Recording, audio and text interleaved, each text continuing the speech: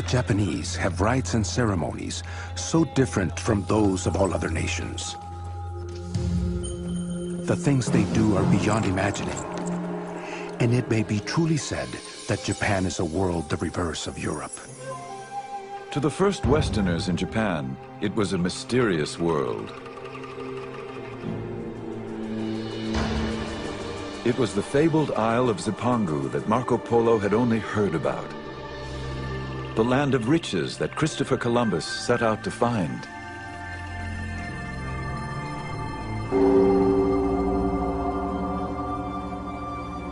When the Portuguese arrived in Japan in 1543, they encountered a country embroiled in civil war.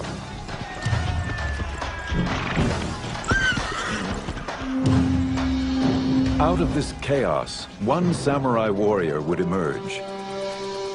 He would create a regime so strong it endured for over 250 years.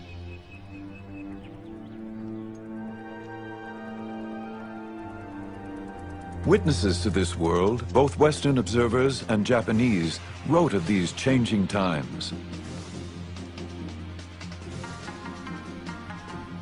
Theirs is a story of flowering culture, of poetic ritual, and of rigid power struggles. It is the saga of opening trade with Europe and then closing its doors to the West. These are the memoirs of Japan's secret empire.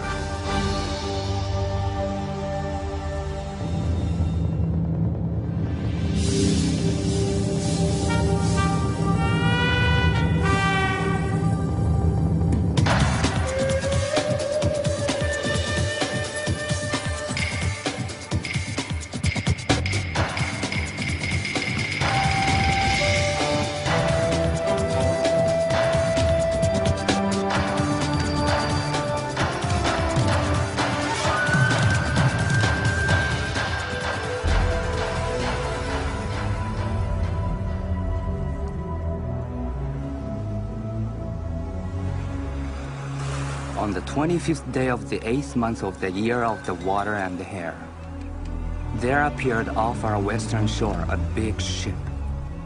No one knew whence it had come.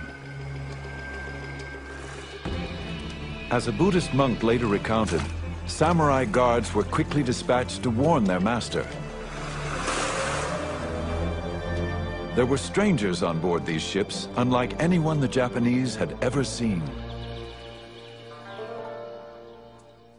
The local warlord, called a daimyo, summoned these strangers, the first Europeans to ever set foot on Japanese shores. It was the year 1543.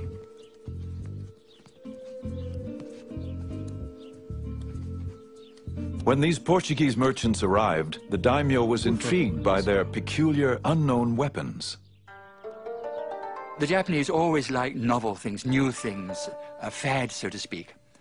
And so they were very, very interested in the Europeans.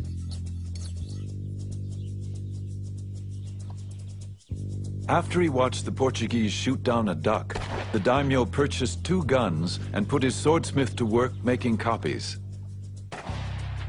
Then he asked for shooting lessons.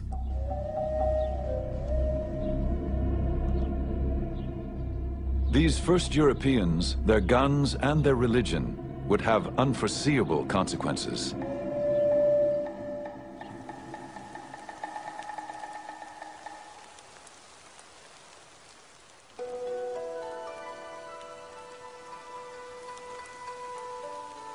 In this same year, a boy was born to a daimyo family. He would be known as Tokugawa Ieyasu. His destiny would be to change Japan forever.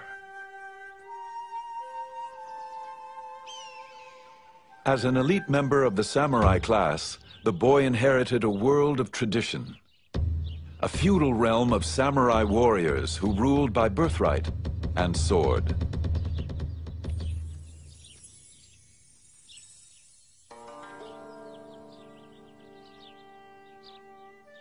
The son of a daimyo lord, Ieyasu would soon have to give up children's games for the politics of war.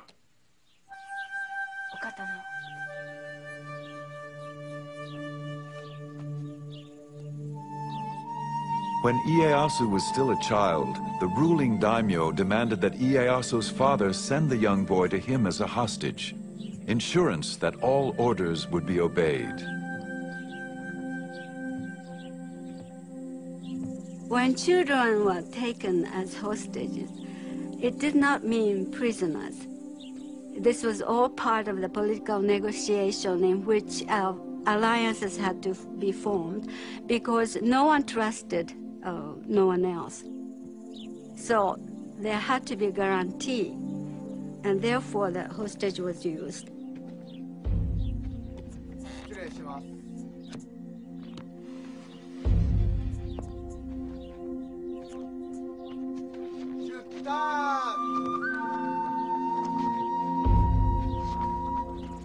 As a hostage, the young samurai boy traveled in the style befitting his daimyo rank.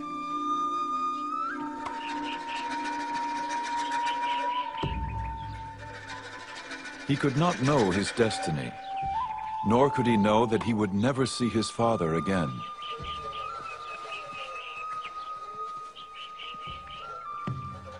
He would grow up a hostage, his life captive to the turmoil of civil war.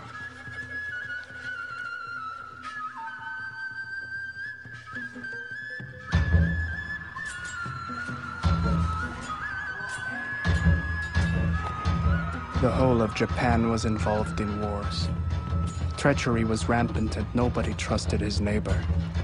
They would enter into league with one faction and then desert it for another, as the winds of fortune blew.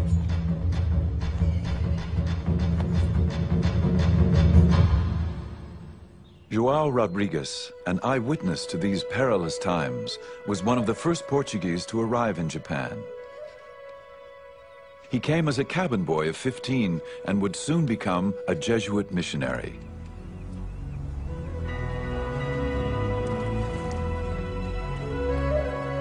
As Portuguese merchants traversed the oceans in search of new ports for trade, Jesuit missionaries accompanied them, searching for souls to save.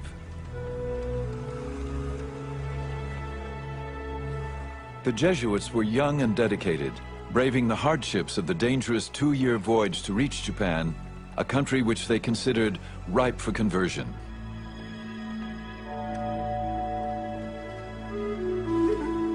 They sent home tantalizing reports of an alien world.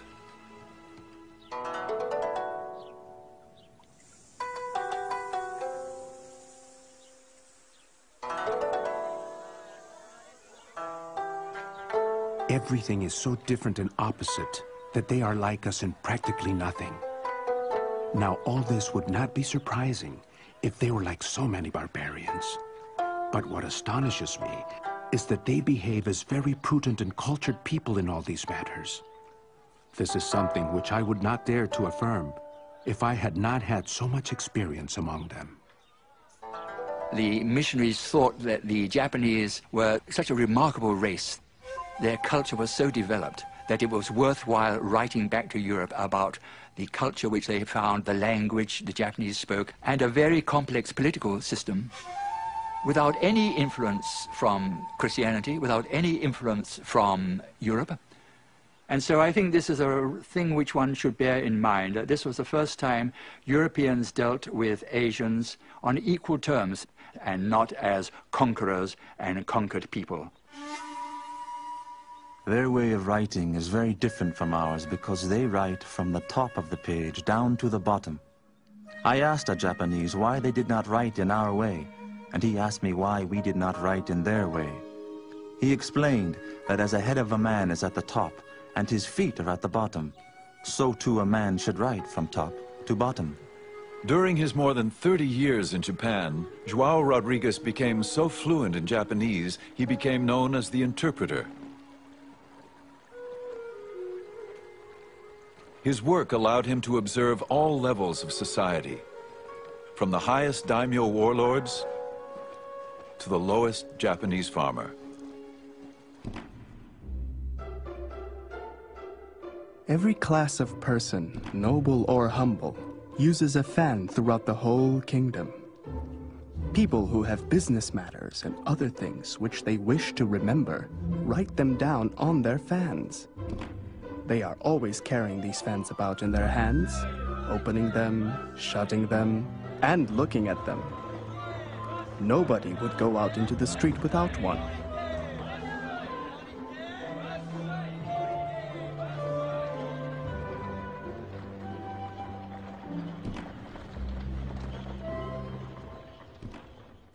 The Japanese, João Rodrigues observed, regarded the Europeans with equal fascination. They greatly wondered at our big and long noses, thick beards, and red or fair hair, and considered all these things as so many defects. They called them the Southern Barbarians, which is not a very flattering term. Their eating habits were rather different. The Japanese were so polite, eating with chopsticks, etc.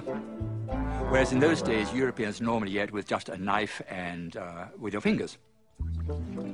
And then, of course, most of the Japanese take a bath every day, whereas Europeans, I'm afraid in those days, went for months and months and months without taking a bath. And to some extent, they deserved the epithet of barbarians. But however they were regarded, the missionaries were determined to stay in Japan. Our only desire was to preach and proclaim the law of the Creator.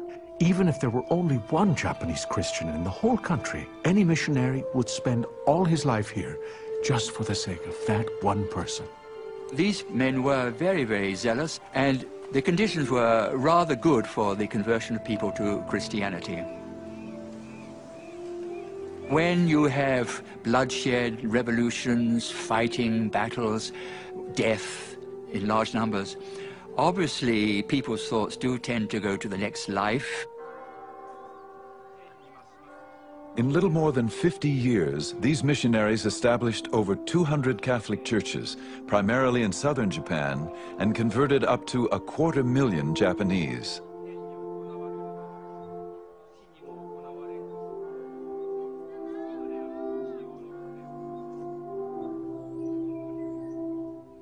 When a Japanese lord or Japanese daimyo changed his religion, he would bring pressure on his people because he had absolute power of life and death on the people below him. And so you got in a relatively short period of time, large-scale conversions. But there was another factor, that some of the daimyo, when they became Christian, they had certain considerations of commerce in the back of their mind, because where the missionaries went, the Portuguese merchants went. And the Portuguese merchants offered very profitable trade vis-à-vis Japanese.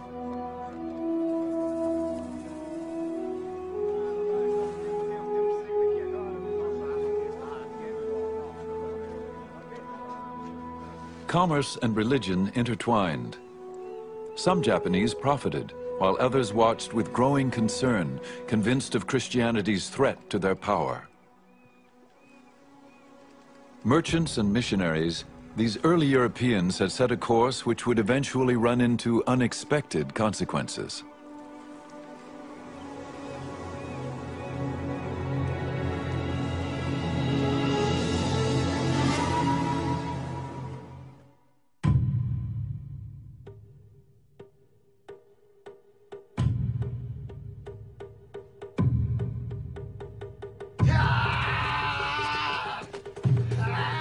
To endure the rigors of never-ending training, to remain clear-minded in the face of grave danger, to face death matter-of-factly, this is the art of kendo, the way of the sword.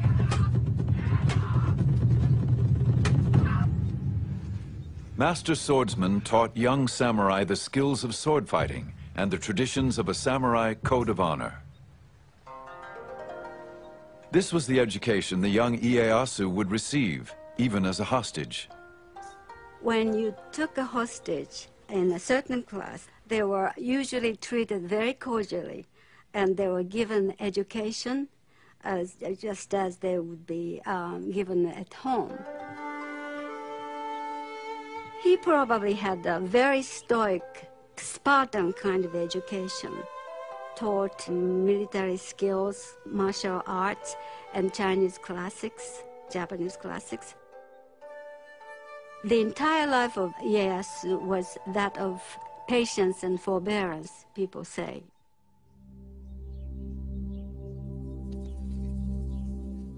The young hostage, Tokugawa Ieyasu, would learn what it meant to be a samurai.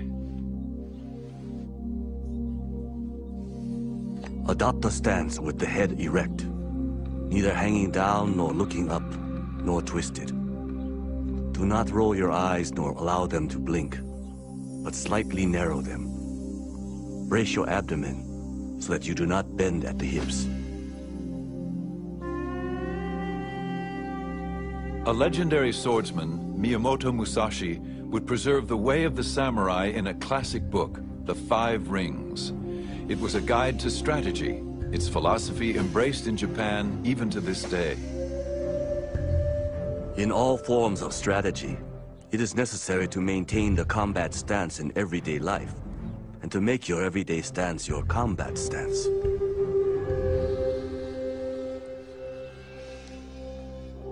At age 15, Ieyasu entered manhood and earned the right to carry the two swords of the samurai.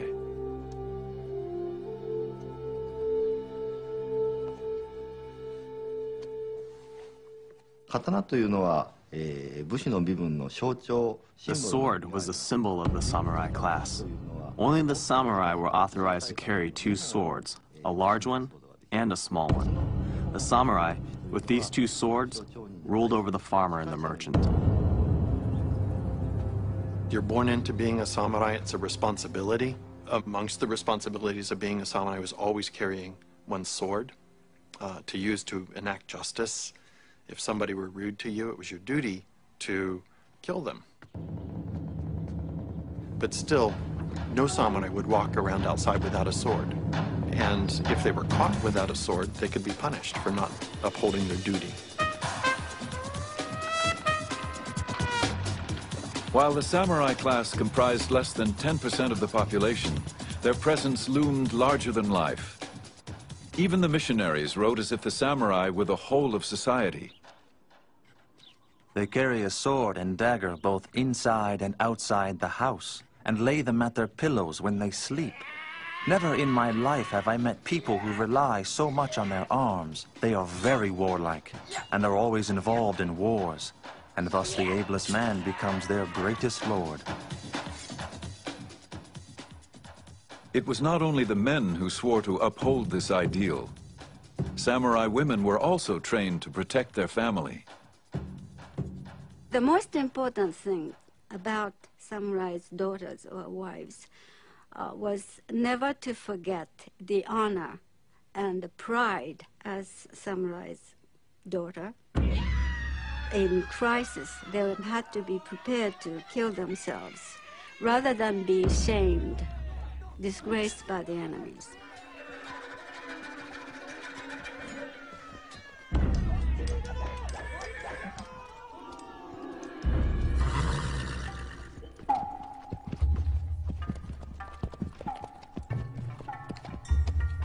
The samurai defended his home and family, but his true glory came on the battlefield, defending his lord against enemies.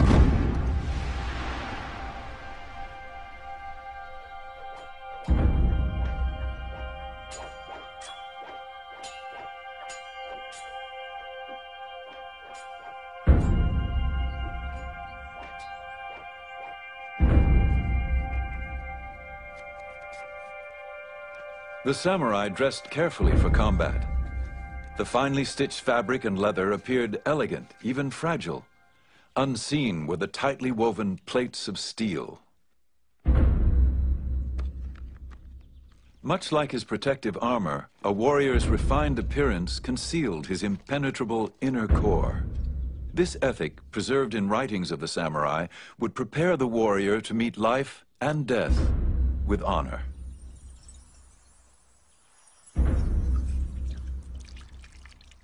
A samurai would wash himself with cold water every morning, scent the shaven top of his head and hair with incense to make himself presentable. He was ready to be killed in battle at any moment.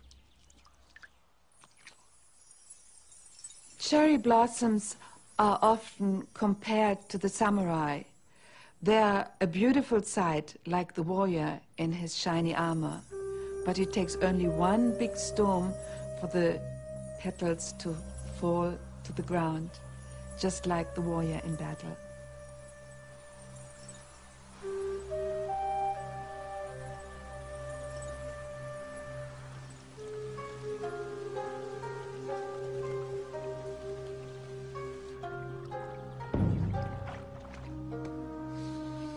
For samurai, as important as knowing how to kill was knowing how and when to die. In the battlefield especially, your last moment of life, you have to show your control. The controlling your body, controlling your destiny, fate, is the indication of your internal strength. So it's the last moment that you have to stage your death. Seppuku, or harikiri, is the ritual of suicide as practiced by samurai. A samurai warrior carried two swords on his hip, a long one and a short one. The short sword was for cutting open his abdomen. Why would a samurai cut open his abdomen? Well, Japanese, especially samurai, believed that the heart was in the belly. They believed that whether their heart was pure or impure would be revealed when they disemboweled themselves. From the death poem to the final thrust of the dagger, seppuku is a ceremonial ritual of suicide ensuring an honorable death.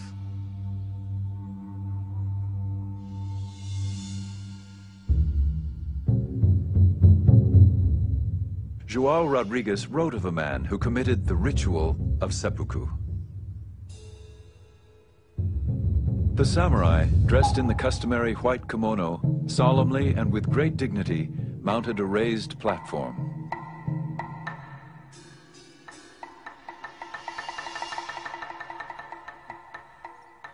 Then, in a loud voice, he told them to watch him carefully as he cut himself open.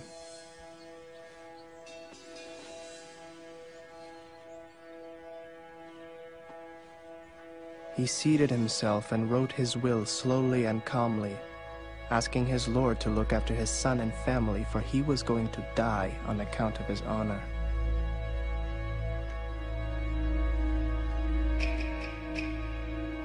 He bade farewell, and then in front of them all, he fearlessly cut his belly. And so he died. This sort of thing often happens.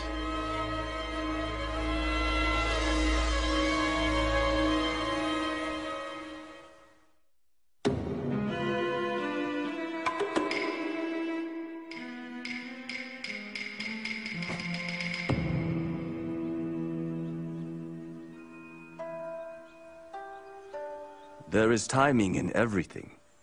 Timing in strategy cannot be mastered without a great deal of practice. There is timing in the whole life of the warrior, in his thriving and declining, in his harmony and accord. These are the enduring principles which guided the life of the samurai warrior. For Tokugawa Ieyasu, patient strategizing would become his most powerful weapon. He was now of age, 18 years old and married with 2 children, but he was still a hostage of the ruling daimyo warlord.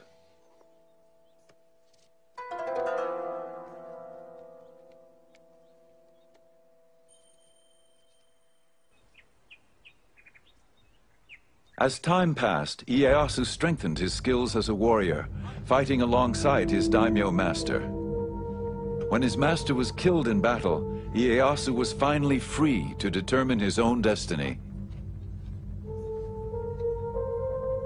Ieyasu was put in a position to have to make a decision at some point, whether to go along with the hostage family, but at all times he never forgot his ambition to go back to his original castle and to regain all the territory that his father's family had, and to expand that, and to go back to his retainers who were faithfully waiting for him.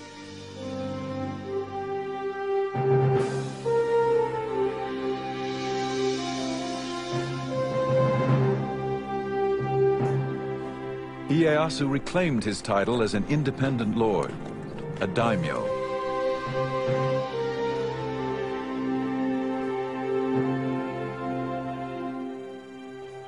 He returned to his family estate. He could now fight on his own terms, for his own people. I fought against my enemies solely in order that I might take my revenge on my father's adversaries. Because I was convinced of the rightness of my intention to help the people and bring peace to the land. The years of captivity had honed his discipline. According to his samurai training, he now carefully plotted his strategy.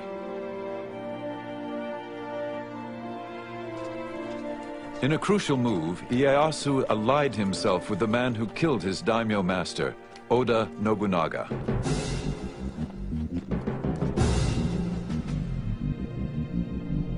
Nobunaga had become the most powerful warlord in Japan, feared and ruthless.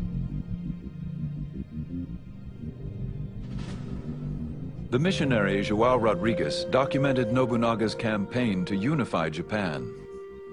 Nobunaga was the first to begin cutting through the thick forest of wars and discord in Japan. He subdued about half the country, and fear of him made the remaining part ready to obey him in anything.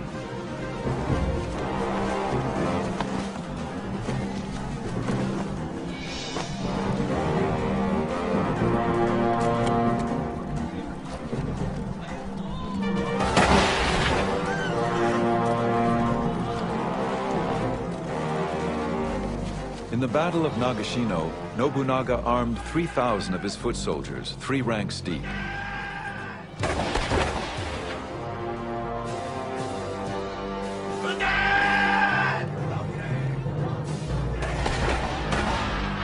As 10,000 enemy warriors charged, Nobunaga's musketeers fired in succession, decimating the opposing army.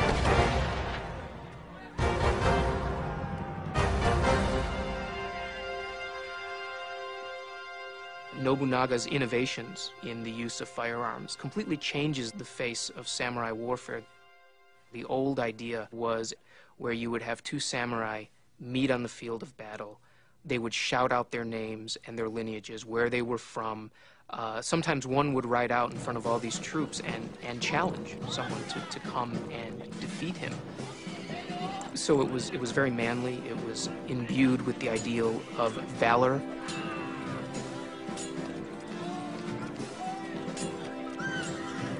Now you have faceless ranks of samurai shooting other faceless ranks of samurai. Nobunaga continued to amass power until one night treachery within his inner circle caught him off guard.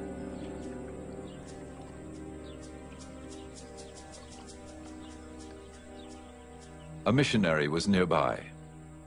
Some Christians came just as I was vesting to say an early mass and told me to wait because there was a commotion in front of the palace. We'd once began to hear musket shots and see flames. We learned that it had not been a brawl, but that one of his generals had turned traitor. Some say he cut his belly, while others believe that he set fire to the palace and perished in the flames. What we do know, however, is that of this man, who made everyone tremble not only at the sound of his voice, but at the mention of his name, there did not remain even a small hair which was not reduced to dust and ashes. As the flames burned, Nobunaga's loyal general, Toyotomi Hideyoshi, seized the moment. Hideyoshi immediately springs into action, murdering the murderer of his own lord, which then gives him the right, in essence, to claim leadership of Nobunaga's vast coalition of armies.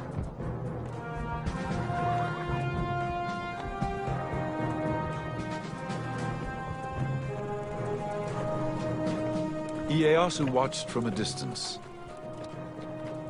Would he subordinate himself to Hideyoshi's command? Or was it time to fight for control?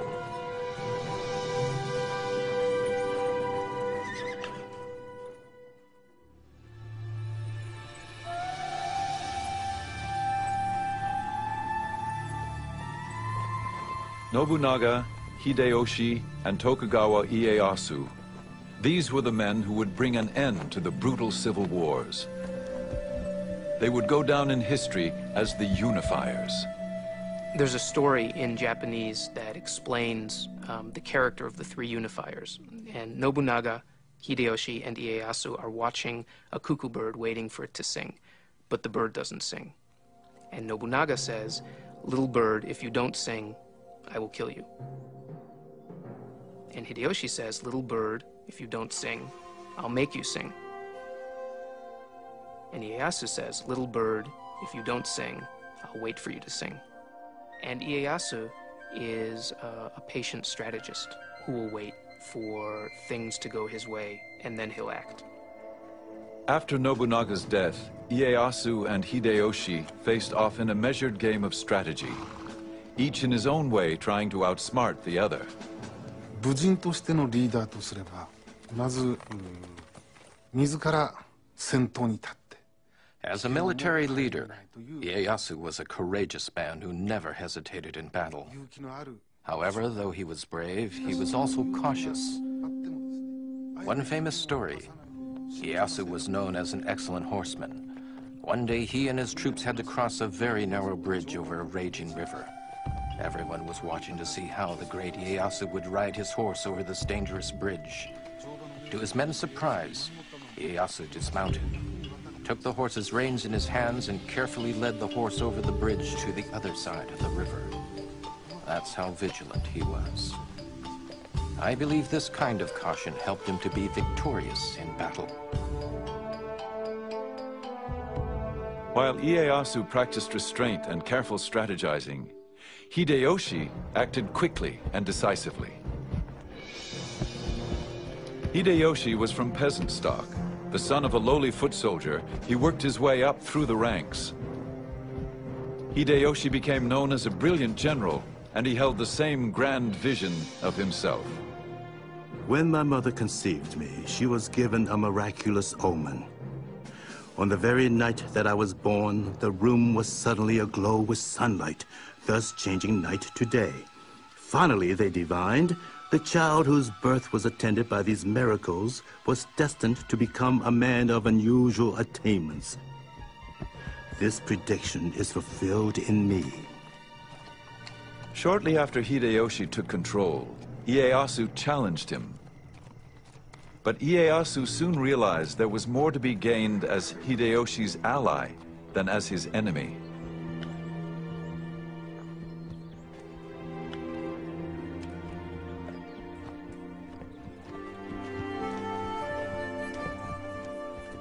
Hideyoshi rewarded Ieyasu for his loyalty with a vast domain of land and ordered him to make his headquarters in the remote fishing village of Edo, 300 miles east of Hideyoshi's castle in Osaka.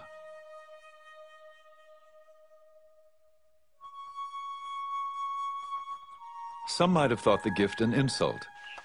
But in Edo, the village that would later become Tokyo, Ieyasu busied his troops building a massive 5-story castle fortification.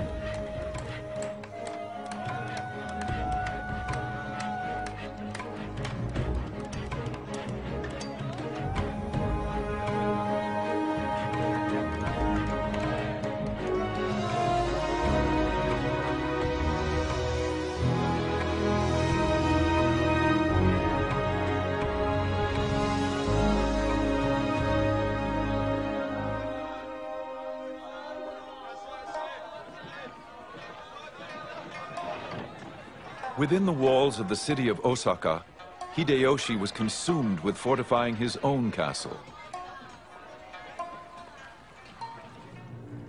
Reputed to be the most impregnable fortress of its time, it was also one of the most ostentatious.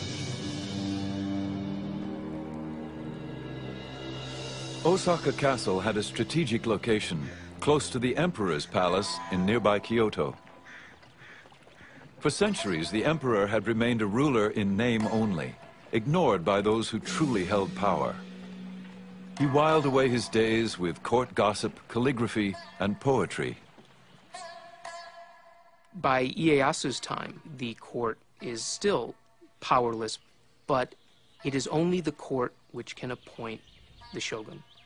So, in the ultimate symbolic sense, the court is still the arbiter of final resort. That's why all the warlords are aiming for Kyoto. You have to get the emperor to recognize that you're the most powerful of all of the combatants on the field of battle.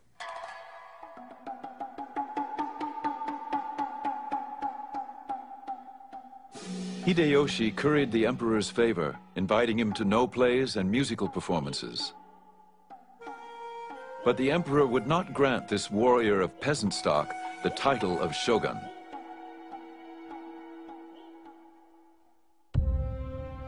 Ieyasu never relinquished his desire for power. He offered the emperor more than invitations. He arranged the marriage of one of his granddaughters to the emperor's son. All of the lords in Japan used family to cement political alliances. You would marry off daughters or marry off sons. What Ieyasu did in particular was have an abundance of sons that he could use. He could set them up to support his nascent government. He could set them up as independent military lords that he could then call upon for help. In contrast, Ieyasu's rival Hideyoshi failed to produce a male heir. Finally, he adopted a nephew and groomed him as his successor. Then, at 60 years of age, Hideyoshi finally fathered a son of his own. He called him Hideyori, and he was the jewel of his life. Hideyoshi's thoughts now turned to the safety and survival of his young son. I cannot describe the endless tedium, as if I were guarding an empty house when Hideyori is not here with me. I say again, strictly order that all be vigilant against fire. Each night have someone make the rounds of the rooms 2 or 3 times. As Hideyoshi obsessed over his own son, his adopted son, now an adult, was in peril. It's clear that by the end of his life, Hideyoshi was acting more and more erratically. He became increasingly cruel, if not sadistic. Then when he finally, in his final years, produced an heir of his own, he ordered this adult male who had been his heir to commit suicide.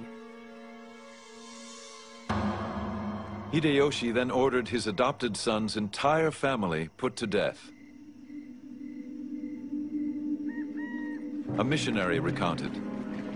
They were drawn along the streets in the carts to the open view of the world.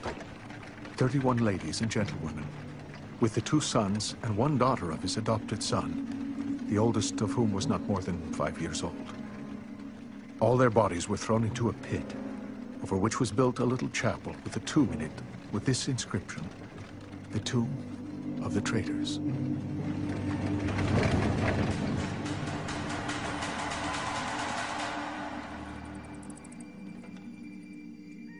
Soon after, Hideyoshi's health began to fail. He wrote his death poem. Ah, as the dew I fall, as the dew I vanish. Even Osaka Fortress is a dream within a dream. Hideyoshi then called Ieyasu and 4 of the most powerful daimyo to his deathbed. He appointed them legal protectors of his 5-year-old son Hideyori, his heir and the future ruler of Japan.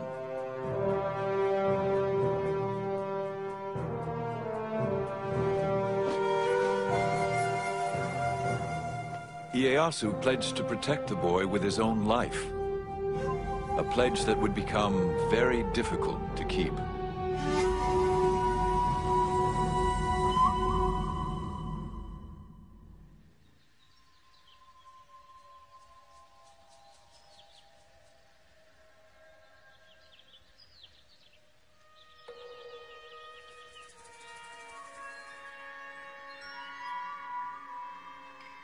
It is said that war is a curse.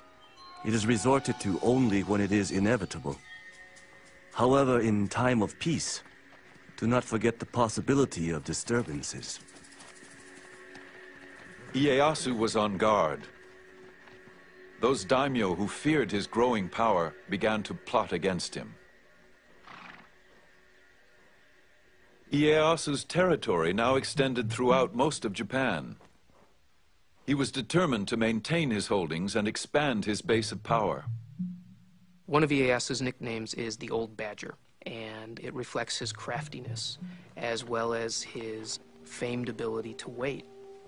And he waits until after Hideyoshi is dead, until he has a clear preponderance of power, and then makes his move to become the dominant military leader in Japan.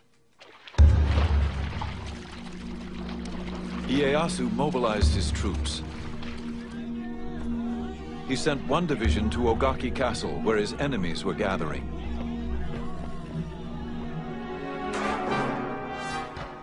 When the battle began, women and children rushed to safety. Ieyasu sent a large force to lay siege to the castle, and they fought day and night. One of the young girls at the castle later told her family of the terrifying experience. Mothers, concubines, and daughters all stayed in the tower and cast bullets.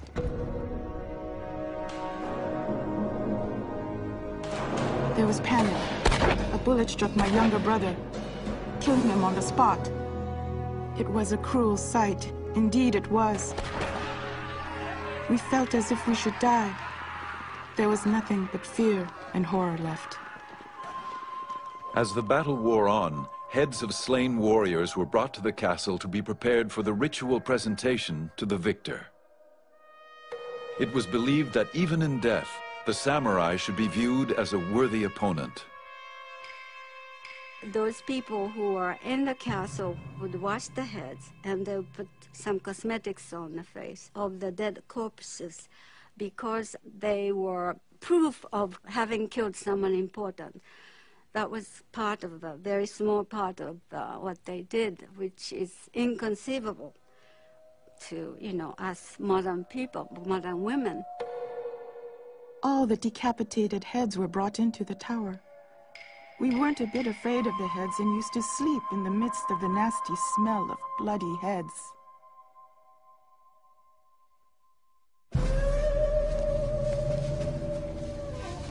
Victorious at Ogaki Castle, Ieyasu's troops now pursued the rebellious daimyo and their armies.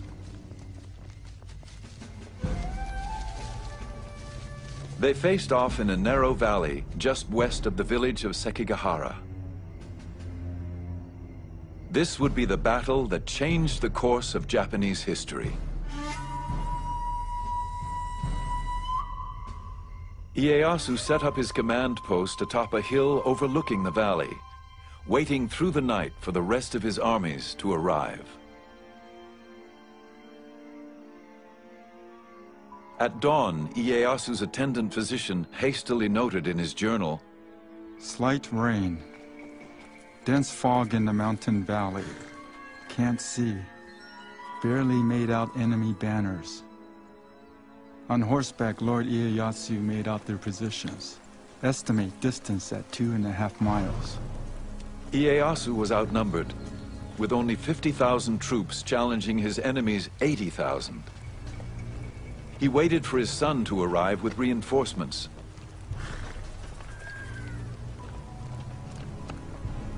But at 8 in the morning, the fog suddenly lifted, and the two opposing armies found themselves within striking distance.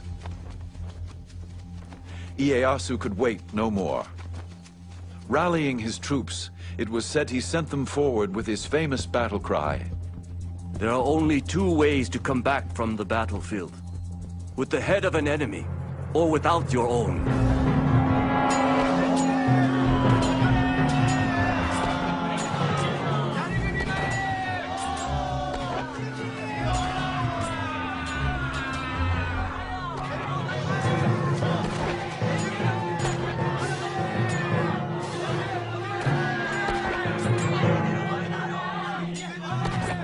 Ieyasu watched as his troops faced what seemed insurmountable odds.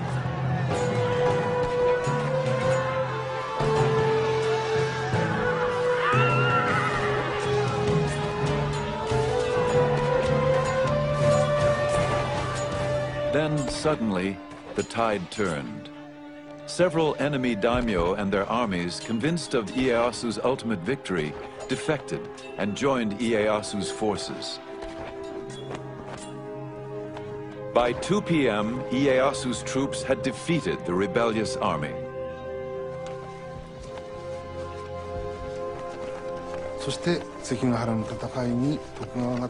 Tokugawa's victory at Sekigahara brought an end to the warring states and signaled the beginning of a new era. That's the significance of the Battle of Sekigahara. In recognition of Ieyasu's power, the emperor awarded him the title of shogun, the barbarian subduing generalissimo.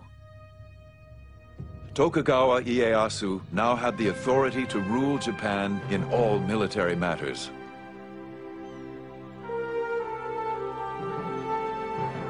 He ruled unchallenged, but always there was the specter of Hideyoshi's young son Hideori growing up in Osaka Castle.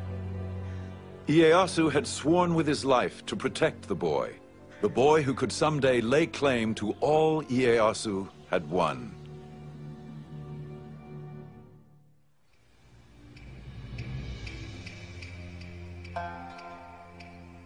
As the young boy Hideori approached manhood, a daimyo warned, "Although he is Hideyoshi's heir, Ieyasu would never let him rule Japan.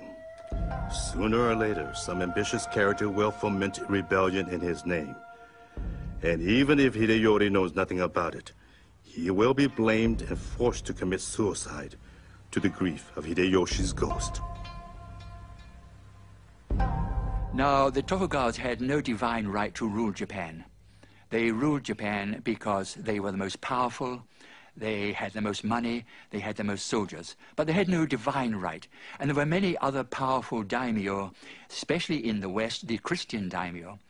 And so, if there were any philosophy, any political movement that would bring these daimyo together as a coalition against the Tokugawa family, that was very dangerous. Tokugawa Ieyasu tolerated no dissent. He expelled many of the foreign missionaries, including João Rodrigues. Ieyasu wanted to clear the board of all these foreign influences which were just muddying the waters, making life more complicated.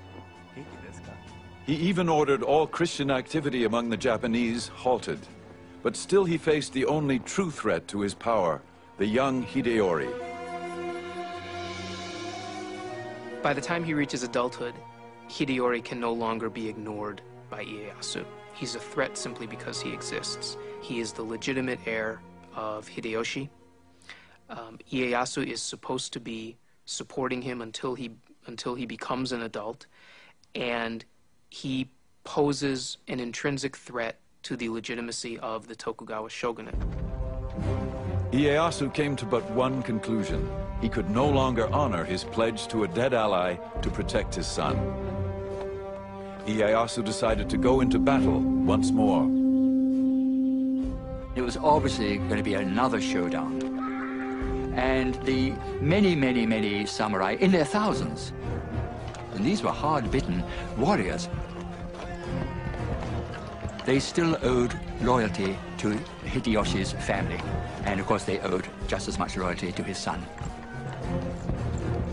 So they gathered in Osaka Castle, and Osaka Castle was a very strong castle. It was considered impregnable.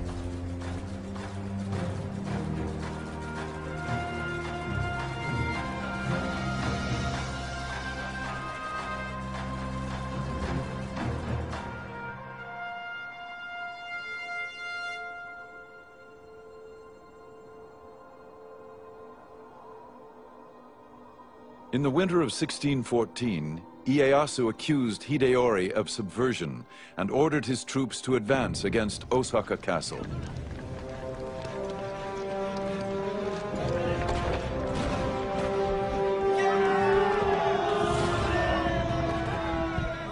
Hideori's supporters, nearly 100,000, held strong.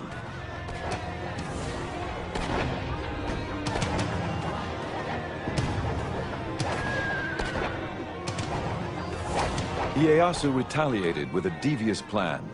He sent a woman samurai to negotiate a truce with Hideori's mother.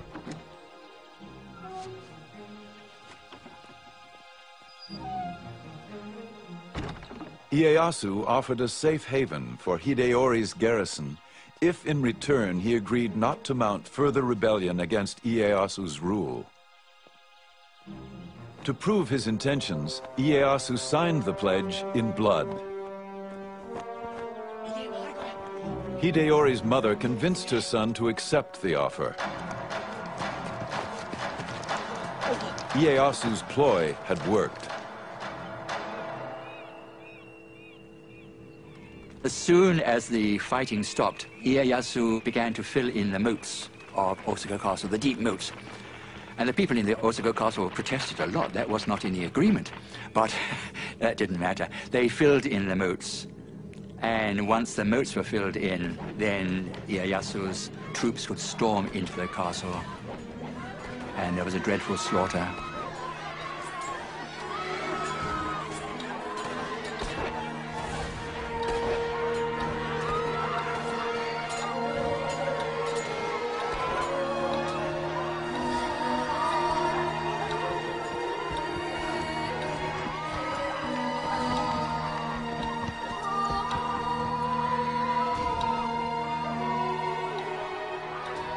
Thousands of defeated soldiers, women, and children fled the castle compound.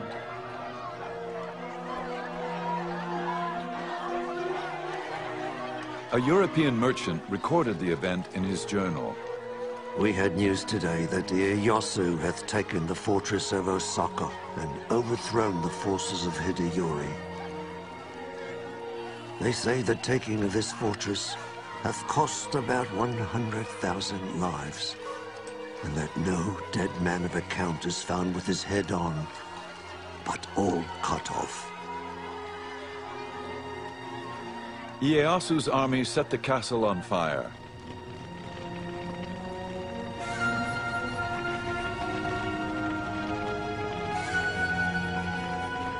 As the flames raged around him, Hideyori refused to surrender and was left with no other option.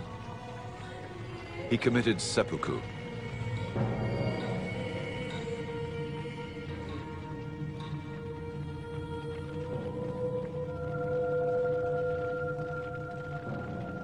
There's one big problem with killing Hideyori, however, and that's that Ieyasu was supposed to be his supporter. I mean, it's a very realistic, cold-blooded strategy, but he wanted to establish a dynasty that would last through the ages. There is reason to believe that Ieyasu genuinely regretted having to kill the son of his former lord. Ieyasu is said to have paid penance by writing the name of the Buddha 10,000 times on scrolls of parchment.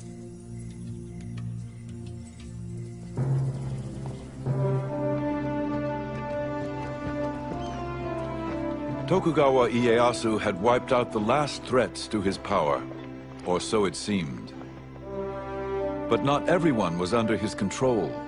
There were the Western traders who he valued but mistrusted, and the Christians who he considered a threat. Tokugawa Ieyasu had won the wars. His struggle to control the future of Japan had just begun.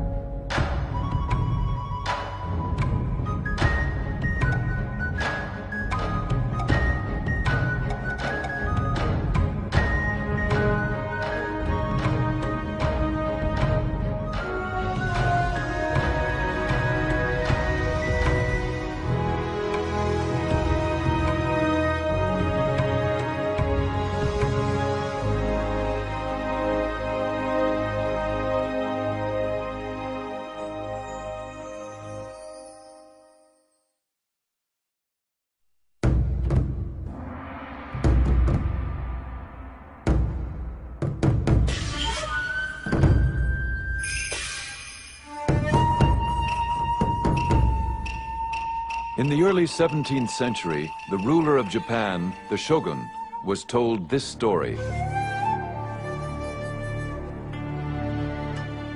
One day, the king of the Portuguese said to his council, "Far to the east lies a country called Japan, and it abounds in gold and silver. Why should not that land be added to my domains? The best way to make ourselves masters of the land is by means of our religion, and then send in the army." The shogun, Tokugawa Ieyasu, and his legions of samurai warriors were undaunted by stories of foreign invaders. He was a strong leader and had brought peace to the war-torn nation.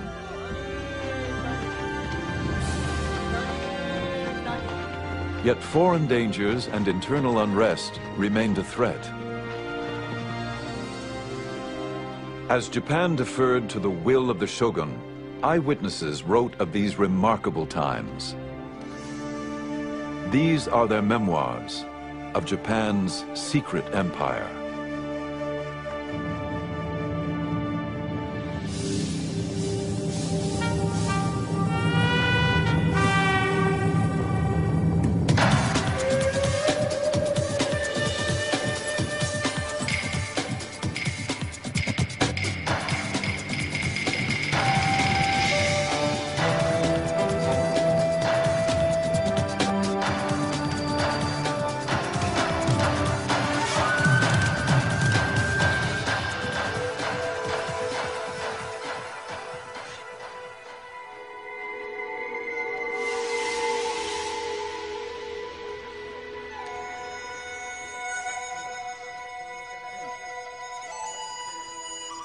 After we'd been in Japan 5 or 6 days, came a Portugal Jesuit who reported that we were pirates.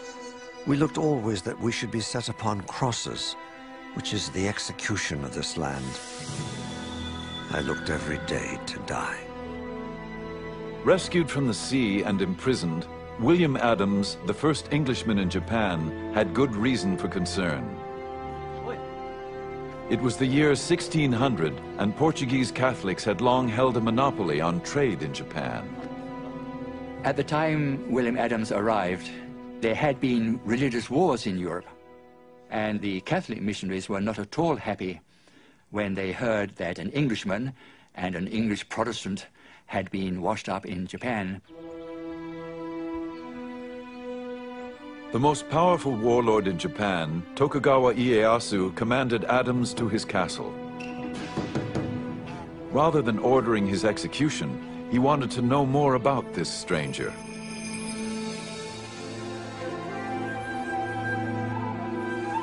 The summons was highly unusual, as only the highest-ranking officials were ever received by the great man himself.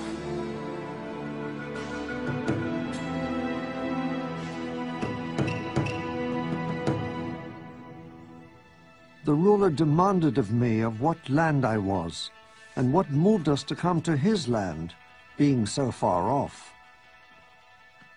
I showed him the name of our country, and that our land desired friendship. It appeared that Ieyasu was interested in more than friendship. He asked whether our country has wars. I answered him, yea, with the Spaniards and Portugals. He asked me diverse questions of my religion and what way we came to the country. From one thing to another, I abode with him till midnight. As the meeting came to an end, Adams dared to make a parting request on behalf of his Dutch employers. I desired that we might have trade with your country, the same as the Portugals and Spaniards. To Ieyasu, this was welcome news. Ieyasu valued trade with the Portuguese and Spanish merchants, but was wary of their Catholic missionaries who preached obedience to a God more powerful than he.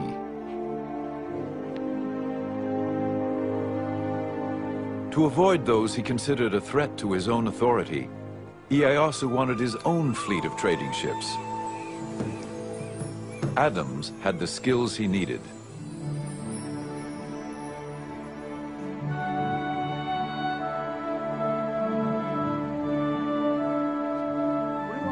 The English pilot had apprenticed as a shipwright.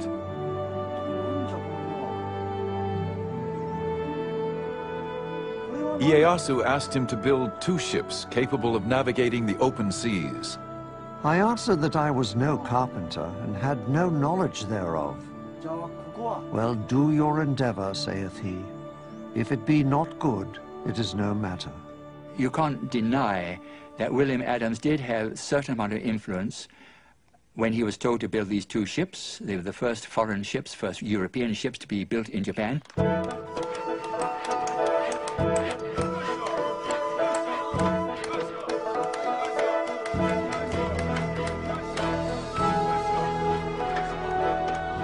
They were built with Japanese workers, of course, under his supervision.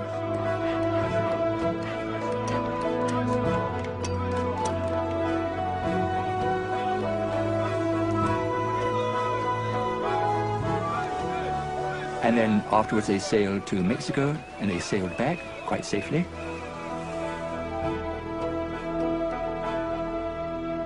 Ieyasu now had the leverage he desired. When the Catholic missionaries continued to gain converts and create problems, he expelled them. Life was complicated enough without these pesky foreigners interfering. And so that probably was the reason why he did not want Christians in Japan. Ieyasu replaced his Catholic interpreter with William Adams, who had been quick to learn Japanese. He was a Protestant, of course. Ieyasu knew that he had no interest in helping the missionaries, and so he was rather a valuable man to have around. Ieyasu still wanted to trade with the West, but on his own terms. Adams convinced Ieyasu that the Protestants did not want to convert his people. Ieyasu soon made him his commercial agent, and Adams negotiated especially favorable terms for the growing Dutch East India Company. The Hollanders be now settled, and I have got them trading privileges as the Spaniards and Portugals could never get in their 50 years in Japan.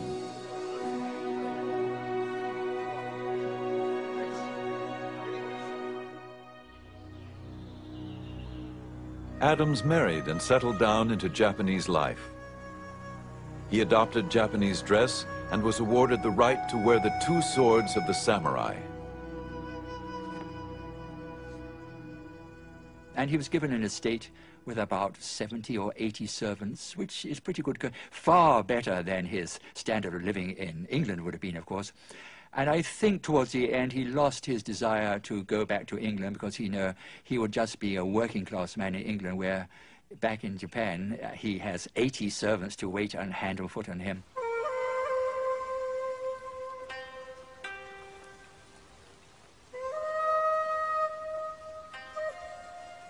It was possible that Adams visited Ieyasu at his tea house for intimate conversation away from the politics of the court. The tea ceremony was much admired by a Western observer.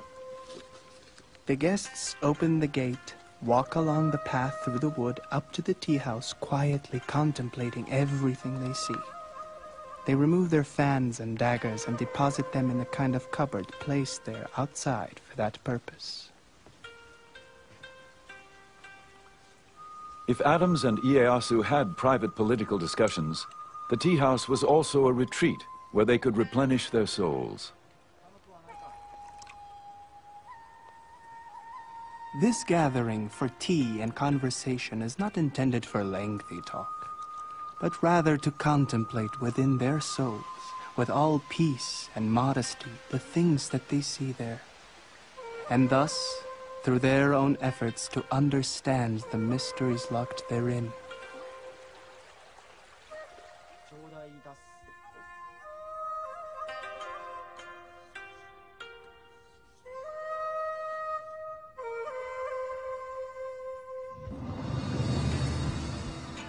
For Ieyasu, unsettling foreign influences could jeopardize the peace he worked so hard to forge.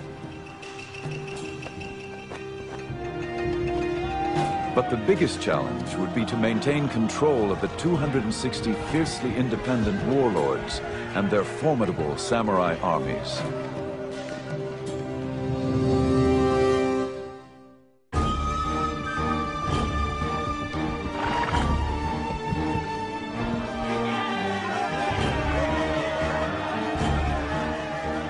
Tokugawa Ieyasu became shogun in 1603 and united Japan after generations of civil war.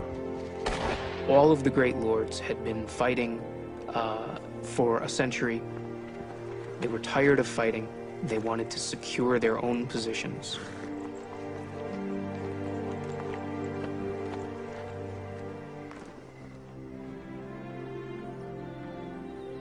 But as a court chronicler documented, the task ahead would not be easy.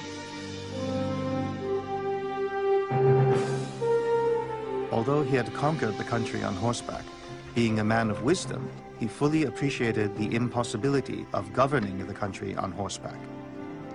He was interested only in discovering the key to government, how to govern oneself, the people, and the country.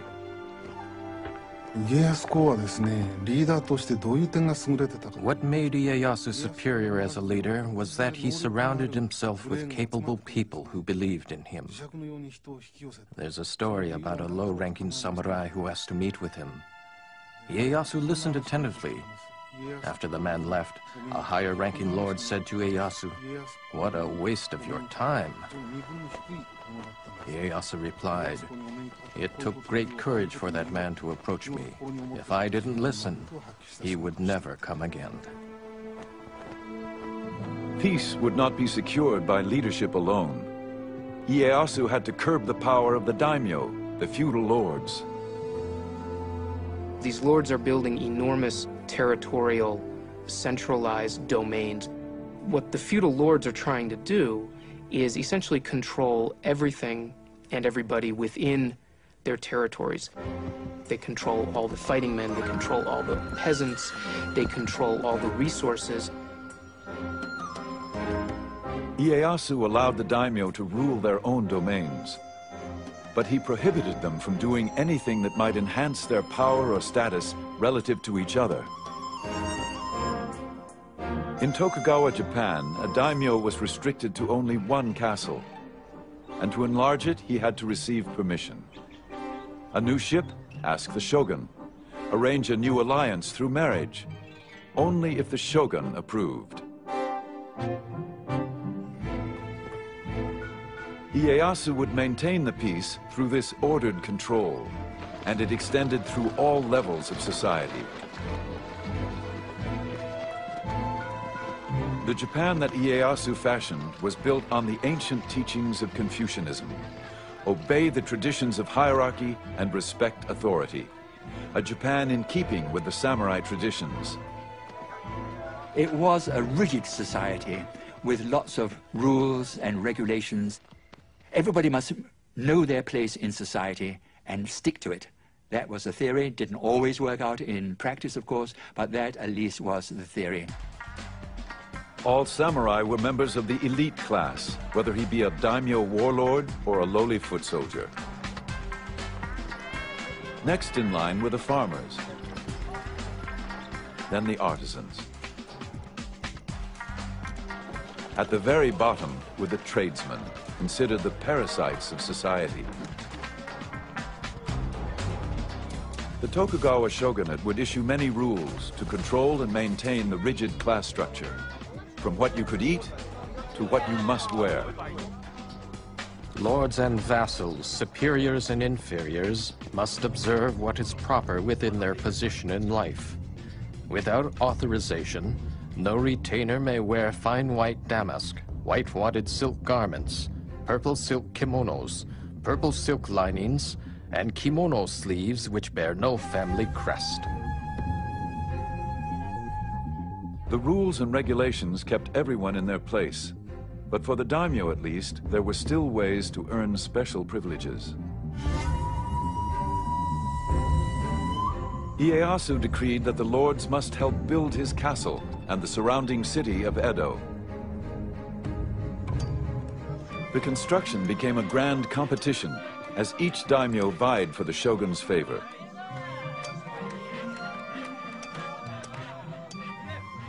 Soon they transformed the small castle and backwater village of Edo into a magnificent domain.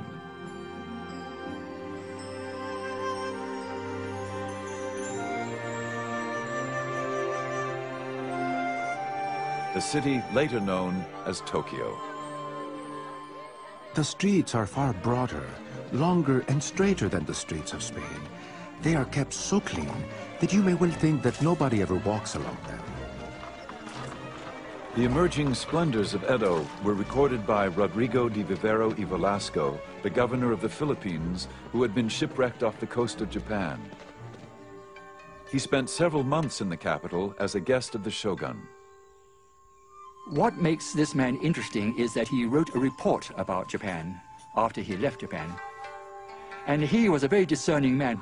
He saw various aspects of Japanese life which other people had not seen. The people live in particular streets according to their trade and station. One street, for example, is reserved for carpenters. In other streets, there are cobblers, blacksmiths, tailors, and traders. The nobles and people of quality live in the streets and districts quite different from the rest of the town, and no commoner or person of the lower classes mixes with them. Those daimyo who had gained most favor lived closest to the castle and were granted more audiences with the great ruler himself. While Vivero y Velasco was in the castle being received in audience by Ieyasu, he saw a powerful daimyo come into the castle to pay homage to Ieyasu.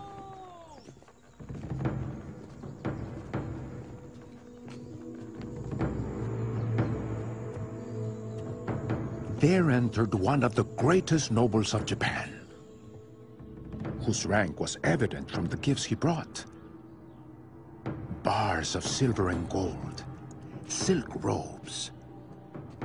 All this was first placed on some tables, but I do not believe the ruler even looked at it. 100 paces from the throne, the daimyo prostrated himself, bowing his head so low that it looked as if he wanted to kiss the ground. Nobody said a word to him, nor did he raise his eyes towards the ruler.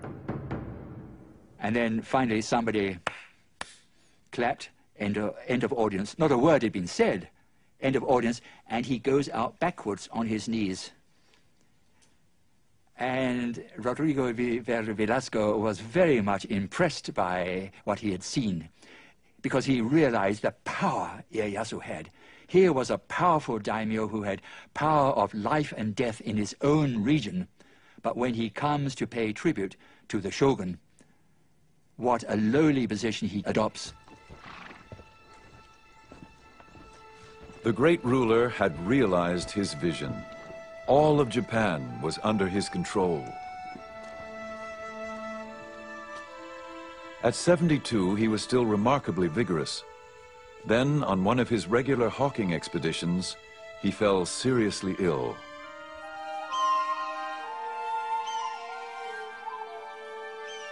As he lay dying, he planned the details of his funeral. It would be a simple ceremony, his ashes taken to the top of a mountain overlooking the land where he so often went with his hawks. Here, he felt, his spirit could soar over his beloved land, holding the realm together. Ieyasu had carefully forged his well-ordered society.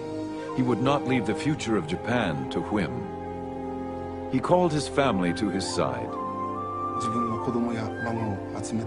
He told his children and grandchildren who were gathered around, "Because you are my descendants, you will become shogun. As shogun, it is important that you rule the country for the benefit of the people, or you will be punished by heaven. As shogun, you must govern for the good of the country. This world does not belong to the Tokugawas, and cannot be ruled just to satisfy your whims.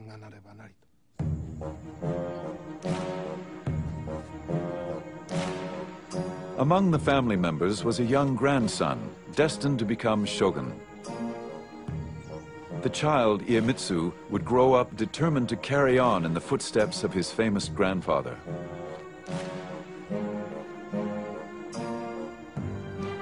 Iemitsu, the third shogun, would keep Japan under Tokugawa rule, using any means necessary.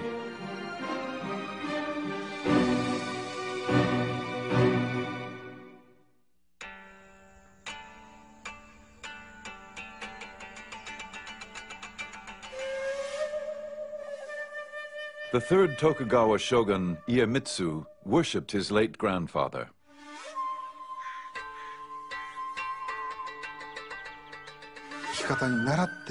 He had numerous mystical experiences that whenever he got sick, Ieyasu would appear in his dream, and he would wake up feeling better the next morning. So his respect for Ieyasu transformed into worship.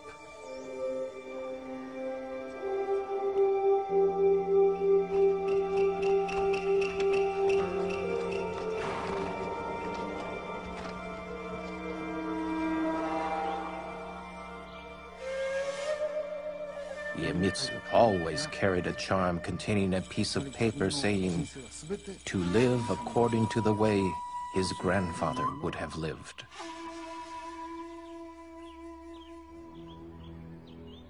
But though Iemitsu tried to emulate his grandfather, his tactics were much more severe. It was reported after he became shogun, Iemitsu summoned the daimyo to his palace.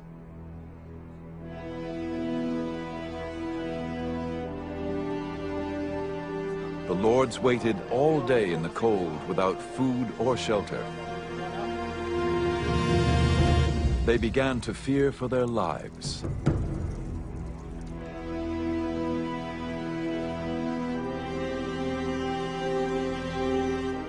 Until at last, they were called into Iemitsu's inner sanctum, where he delivered his ultimatum.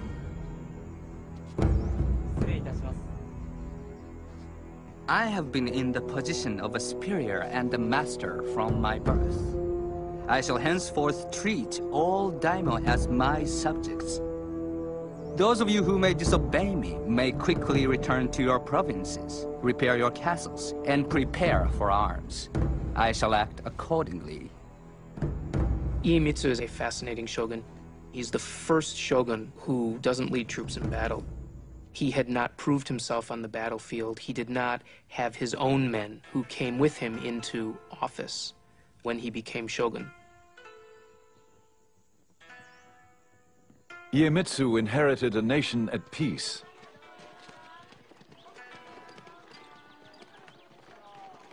Yet he would rule with an iron hand.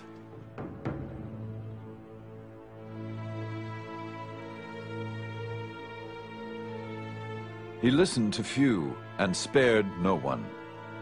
He would not tolerate competition, not even sibling rivalry. He ordered his younger brother to commit suicide.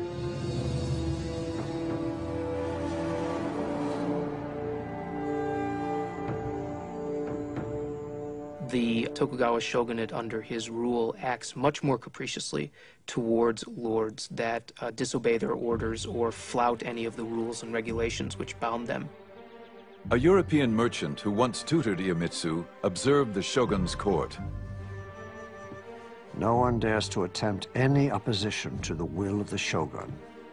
Whatever injustice the shogun may commit, or into whatever extravagance of excesses he may plunge, they praise or approve of all. But ruling by fear alone could also breed revolt. Iemitsu had to keep the daimyo lords' allegiance, all 260 of them.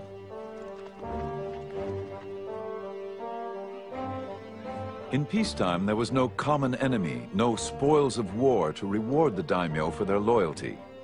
Iemitsu had to find some other way to control the daimyo lords. They were commanded to appear at Iemitsu's court in Edo.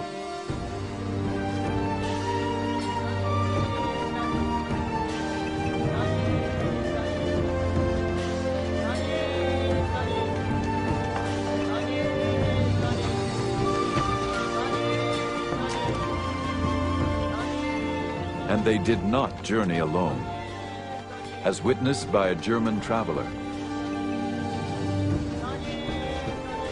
The bodyguards and bearers put on a swaggering gait when they pass.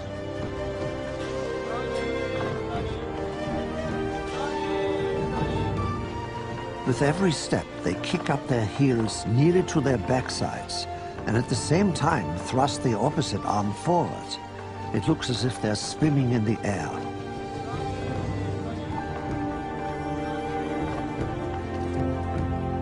These elaborate processions often numbered in the thousands. They were part of a system known as alternate attendance. The alternate attendance system had been evolving over the decades of Tokugawa rule, and primarily what it meant is that great lords had to spend part of the year in Edo and part of the year back in their domains. They had to travel back and forth according to strictly set schedules, while their wives and children had to spend all their time in Edo. This was the single greatest administrative control on the outer lords during the Tokugawa shogunate.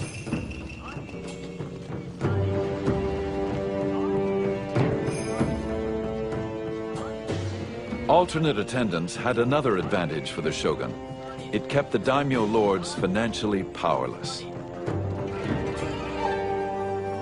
It was reported that a daimyo could spend more than 3/4 of his income maintaining the processions and supporting his army of samurai once they reached Edo. What this also does, by the way, is cause Edo to explode in size. And in fact, there grows up in Edo a class of samurai who only know Edo, even though their domain may be in the farthest reach of Japan. They're born in Edo, they work in Edo, and they only know Edo. For the samurai warrior, life in peacetime Edo was the catalyst that changed the very nature of their existence. Prohibited from bringing their wives and families, the samurai lived a bachelor's life. They were paid a small stipend to perform their official duties, such as they were.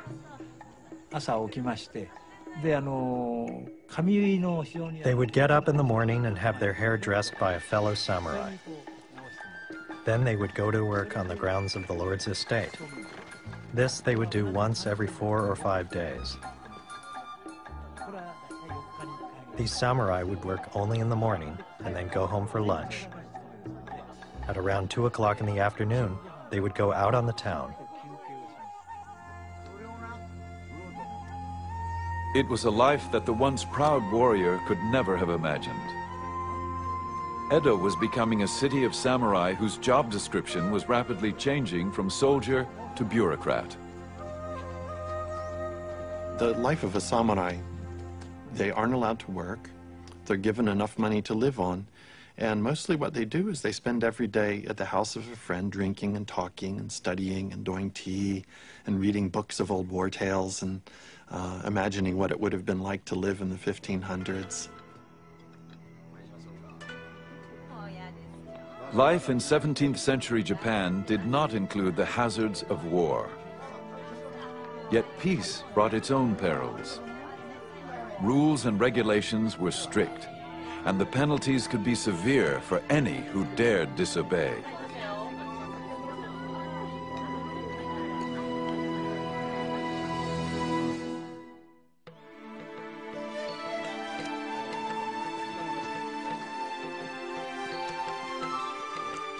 Fluttering our papers, the spring winds blow, when through the open barriers, how gratefully we go.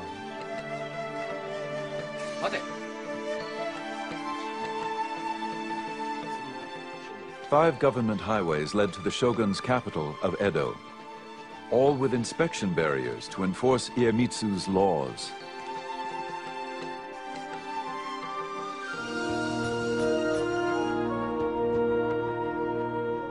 The shogun had improved the roads so his messengers could quickly reach any part of Japan.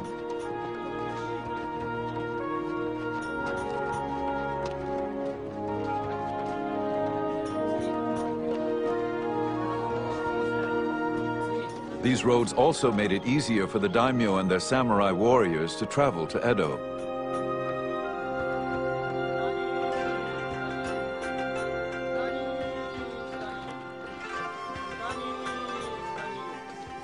But for most Japanese, travel was an arduous process.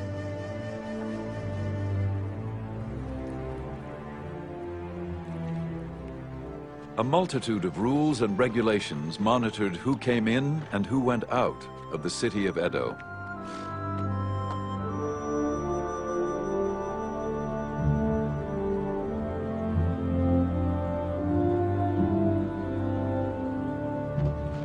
Almost everyone needed a passport. The few exceptions included itinerant performers who proved their identity by showing off their talent, or sumo wrestlers whose girth was ample proof of their profession.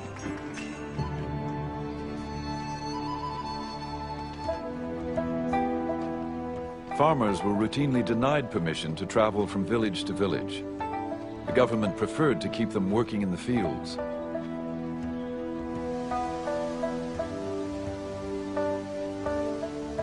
Those without the proper papers often tried to avoid the inspection posts by slipping by on side roads. If caught, there were severe penalties. A traditional Japanese-style punishment meant crucifixion for a man, for a woman, enslavement or enforced servitude.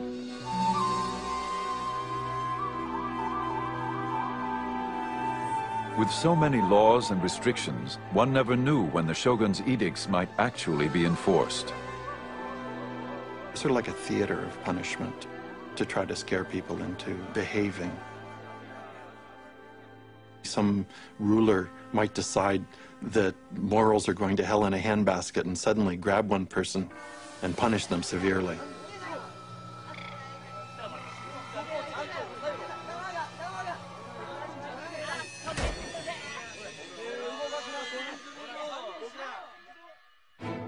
Despite the uncertainty, against all odds, travel grew in popularity. Now that the roads were safer, more and more Japanese began to journey from village to village.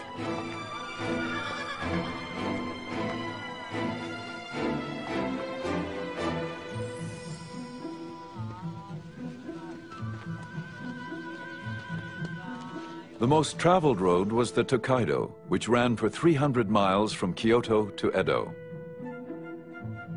53 rest stops dotted the highway. And so these post towns along the 5 great roads of Japan grew up to be very substantial towns themselves. They had inns, they had brothels, they had restaurants, they had places that sold medicine. There essentially grew up a post-town culture. People in the Tokugawa period, they were driven by a curiosity.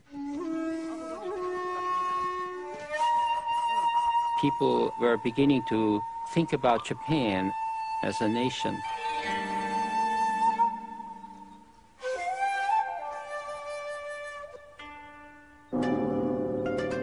Travel diaries became bestsellers. Inoue Tsujo was a young samurai woman writer who kept a diary as she traveled the Tokaido Road. A mountain range rises above the clouds, and splashing water gashes over the rocks, making an ear-splitting noise. On the way up, we feel that we are being knocked down backwards, and on the way down, we feel that we are slipping all the way. Thus, we are often fearful.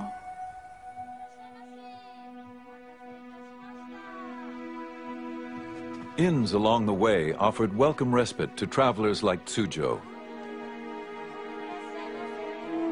She was on her way to Edo to serve in the residence of a high-ranking samurai.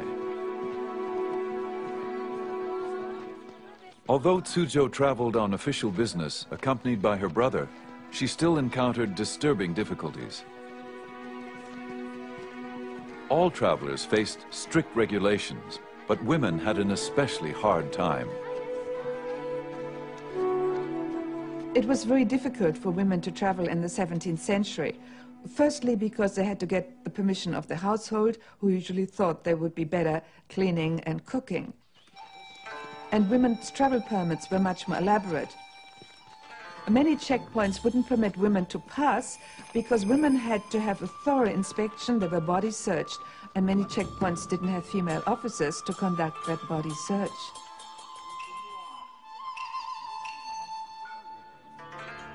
Officials were always on the lookout for women who disguised themselves as boys.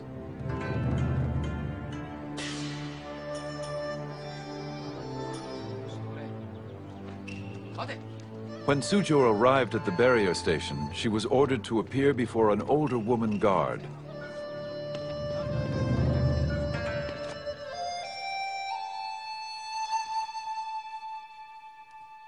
A rough-looking woman examined me, ran her hand through my hair and said something with a heavy accent.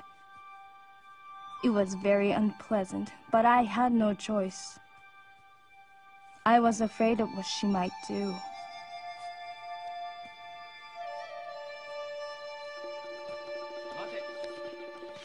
At another post, she experienced difficulties due to the wording of her permit.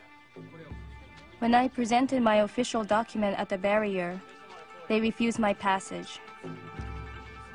Because in the permit, I was only identified as a woman, rather than a young woman with long open sleeves.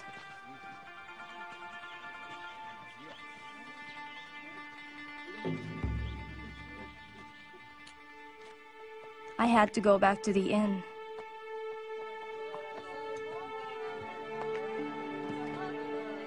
I was heartbroken. Tsujo worried if she would be allowed to continue her journey.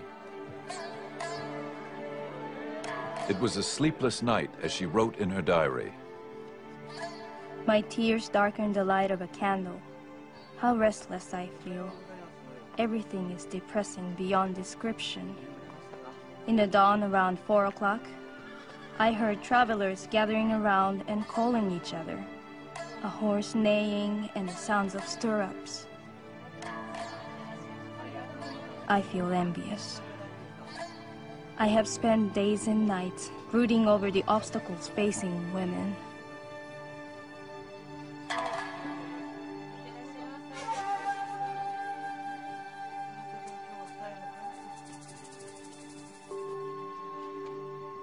Tsujo's plight was not uncommon. Under Iemitsu's reign, anybody who did not follow his rules could be punished. But there was one group persecuted simply because of their beliefs: the Christians.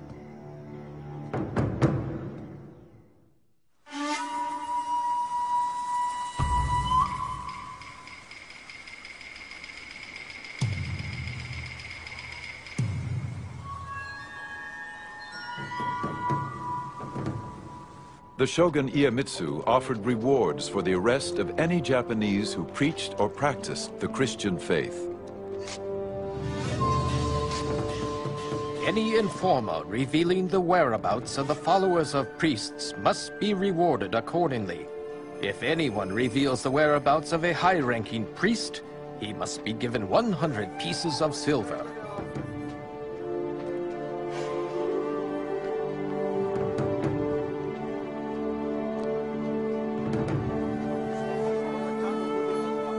One has to bear in mind in this period of Japanese history that there was repression and that the Tokugawa authorities, the shogun, wanted to keep Japanese society as it was.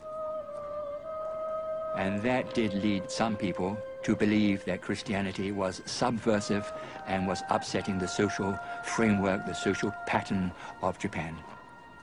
By Iemitsu's time, all foreign missionaries had been deported. But the converts they left behind, the Japanese Christians, remained devout.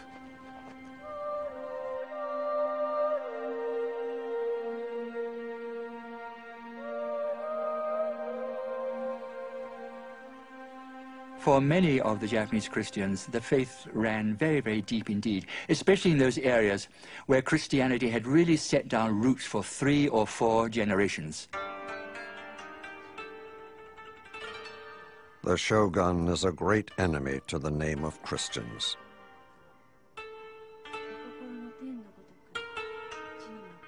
A European merchant observed the growing persecutions.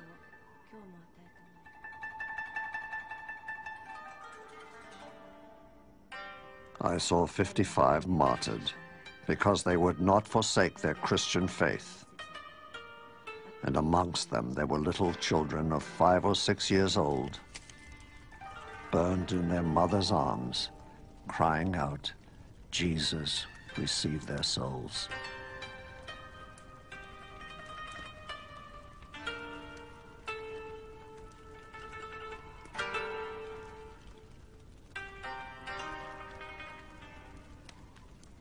I would say the third shogun, Iemitsu, I think became morbidly pathologically fearful of Christianity. They thought that this was a threat to our power. They put out all the plugs, so to speak, to eradicate Christianity. Christianity was said to be evil, a wicked religion, subversive religion. And so that is why they took such extreme steps to eliminate the religion. Despite the persecutions, Christianity had struck a chord amongst many disaffected Japanese. They grew defiant, even willing to be martyred for their beliefs. I am a Japanese and Jesuit brother.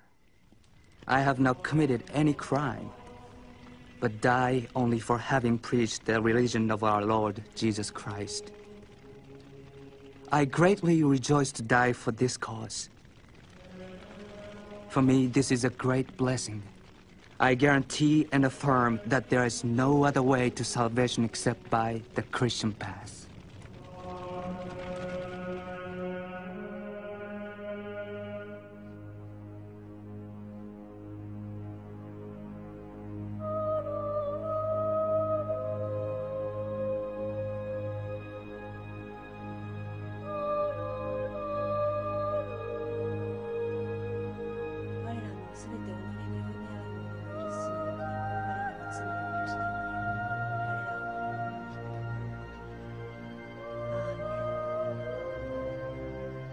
Iemitsu was increasingly disturbed by the Christian situation, especially in the south, where a large number lived.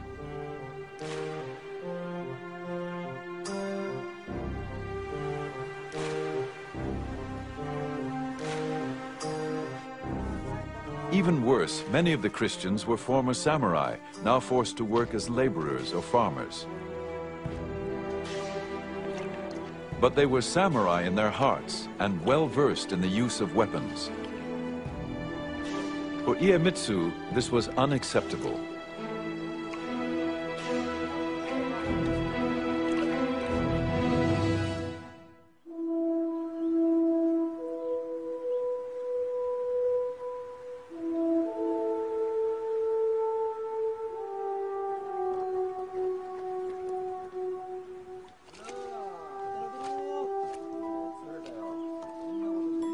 The shogun's iron hand extended to every detail of a peasant's life.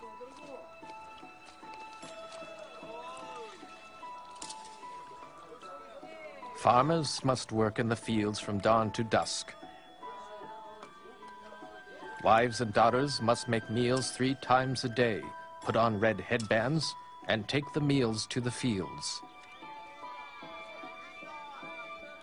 Once men are home after dusk, sisters-in-law and female cousins must put the chapped feet of the man on the stomach of his wife and massage them.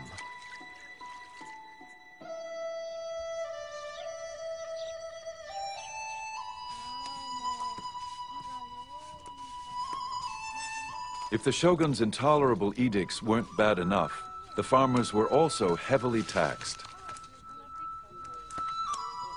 There were taxes on windows and shelves, a head tax on each newborn child, and a whole tax to bury the dead. The farmers were taxed in rice, the currency of the day.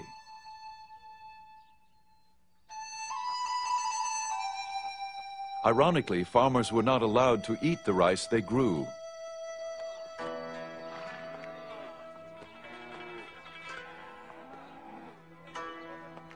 These taxes were collected by the daimyo to finance their elaborate processions to Edo, and to pay the stipends which supported the samurai class.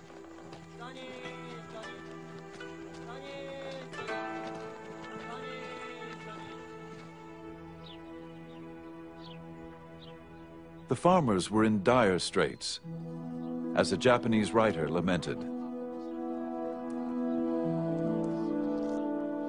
Year by year, the farmers grew more exhausted. How could they sustain life itself under those circumstances?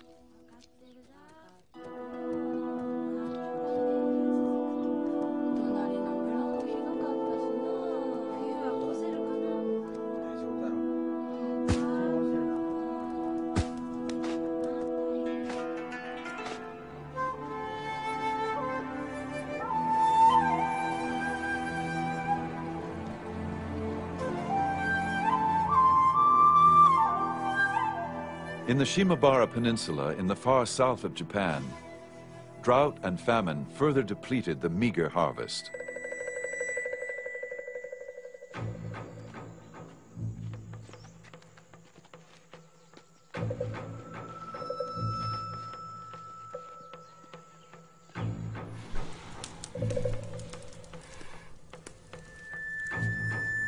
Those who could not pay the taxes were punished severely. In mid-December 1637, a single event ignited the long smoldering fuse.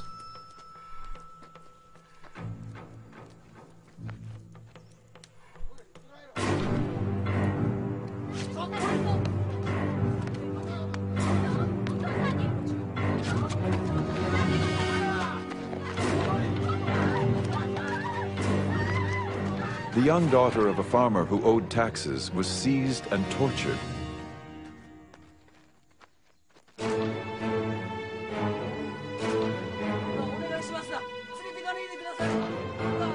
Furious with grief, the father and his friends killed the local governor, and the whole village, samurai, peasants, and Christians, rose in revolt. Soon the whole area was in the hands of the rebels, nearly 40,000. So what began as a social upheaval, a social revolt against the tremendously harsh taxation against the peasants, leaving the peasants almost starving, what began as that somehow developed into a Christian rebellion. A European merchant reported on the rebellion. A few days after the outbreak, the Christians joined the farmers. They cry out throughout the whole country that the time had now come to revenge the innocent blood of so many Christians and priests, and that they are prepared to die for their faith. The rebels swarmed into an abandoned castle surrounded on three sides by the sea. Feeling protected, they brought in their wives and children and barricaded themselves inside.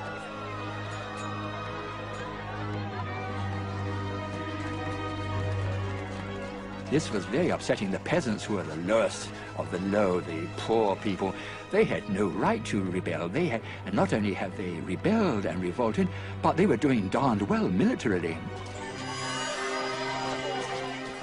And so no wonder the shogun was worried about this, because this might set an example to other parts of the country that had become unsatisfied with the crushing taxes which the peasants were paying.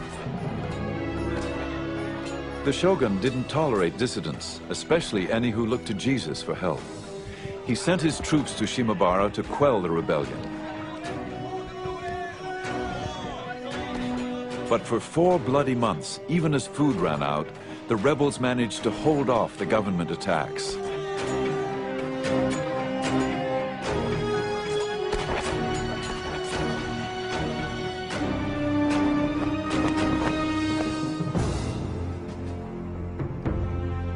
The shogun was so incensed at the continuing rebellion that he asked the Dutch to send a ship with cannons against the besieged castle. The Dutch were reluctant to take part in this campaign, but Nevertheless, they desperately wanted to hold on to this toehold which they had in trade with Japan.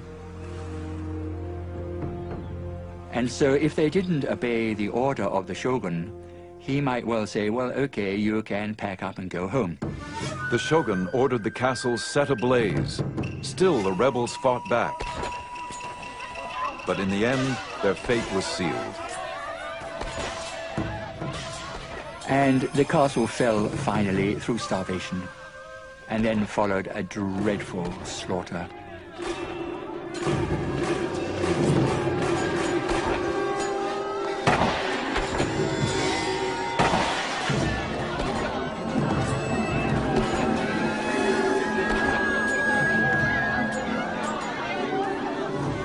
And that was the last battle, really, in Japanese history.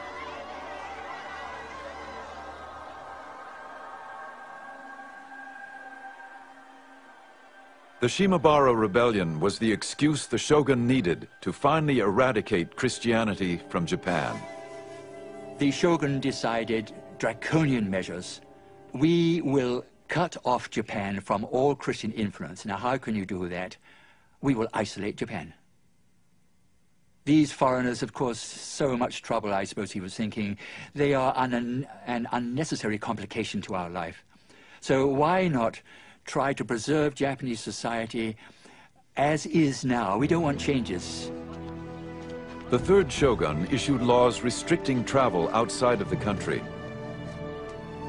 On penalty of death, no Japanese could leave Japan, and those who were already abroad could not return.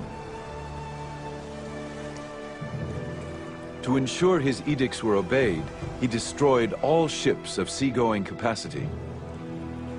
Then he forbade the entry of any ship of European origin. Only the Dutch were allowed to stay and trade, but with severe restrictions. The maritime restrictions are designed to prevent any unauthorized contact with the outside world. They're designed to control trade, and they're designed to prevent Christian missionaries from reaching Japan and being able to proselytize. And they form the bedrock of Tokugawa foreign policy for the life of the shogunate, which is sometimes called the beginning of the isolation of Japan. Two years later, in defiance of the shogun's ban, an official Portuguese trade delegation arrived in Japan.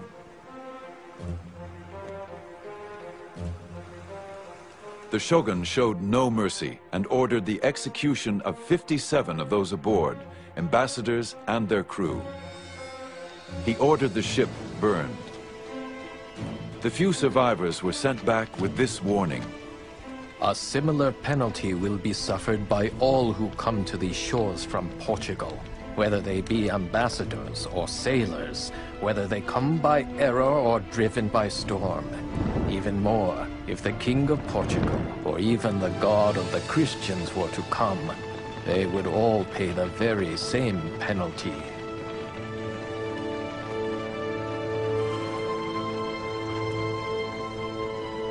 The doors of Japan clanged shut and were not opened again to the West for 200 years.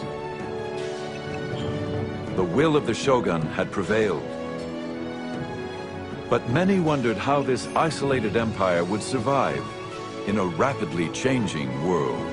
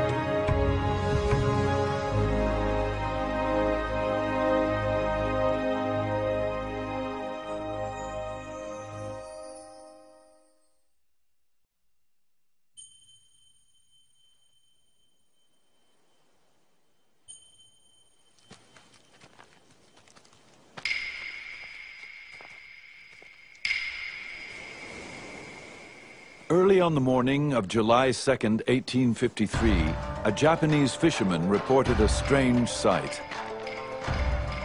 I was told there were ships on fire. I ran up the mountain to get a good look. The ships came nearer and nearer, until the shape of them showed us they were not Japanese ships, but foreign. And what we had taken for a conflagration on sea was really the black smoke rising out of their smokestacks. Steamships, like most Western innovations, were unknown in Japan. Now there were 4 in the harbor. The American squadron, armed with cannons and almost 1,000 men, was ready to force its way onto Japanese shores.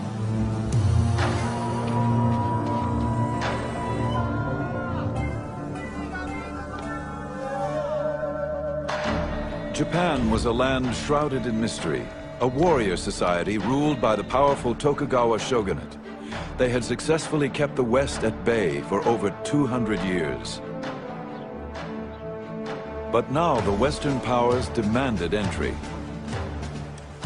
Could the samurai nation repel the industrial might of a determined West? These are the memoirs of Japan's secret empire.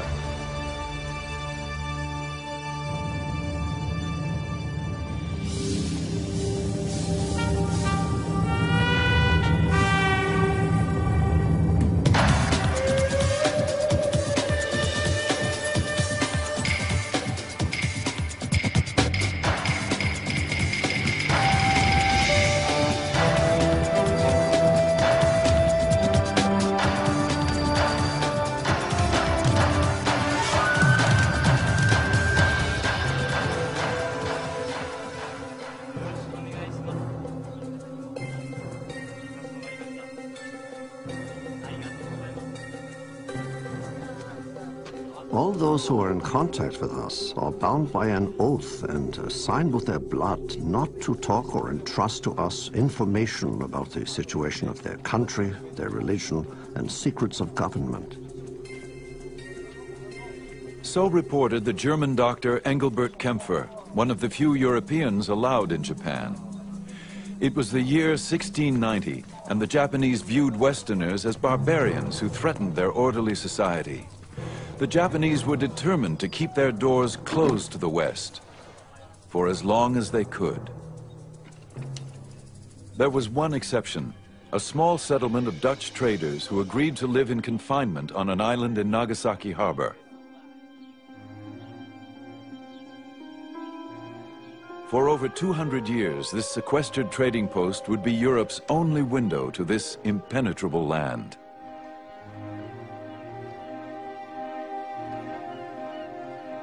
The Dutch East Indies Company sent Dr. Kempfer to provide medical care for the Dutch community. He was also asked to gather information about the everyday life of the Japanese. It would not be an easy task.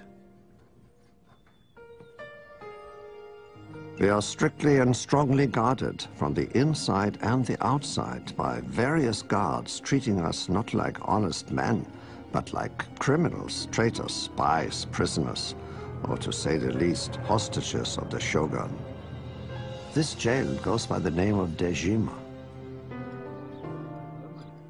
The Dutch lived like prisoners on Dejima. But Kempfer was fascinated by the opportunity to write about something nobody else could get access to. Dejima was tiny. Kempfer counted 236 steps across and 82 wide. There were never more than 19 men allowed on the island at a time, and never any Western women.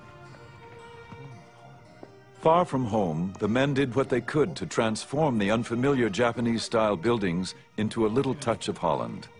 They placed chairs and high tables on the woven grass mats, replaced futons with poster beds, and insisted on being served Dutch food rather than eating Japanese.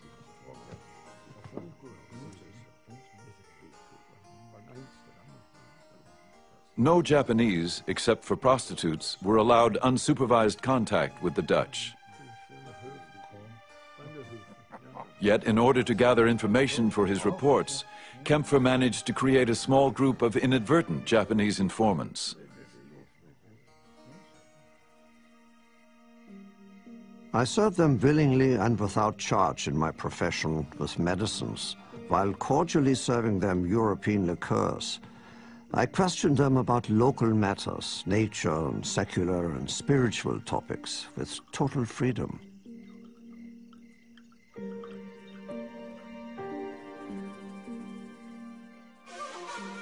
The Japanese were as inquisitive as Kempfer. The Dutch settlement was their window to the exotic world of the West. But the trickle of information that arrived from overseas was carefully guarded. Every time a Dutch ship arrived, the Dutch ship would have the latest news from Europe, and that news would be given to the Dutch authorities in Nagasaki, and then that news would be translated into Japanese and rushed immediately to the headquarters of the shogun.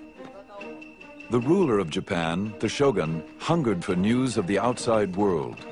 He commanded the Westerners to present themselves at his castle once a year. The only time Kempfer really saw Japan was when he traveled from Nagasaki to Edo, which was the shogun's capital.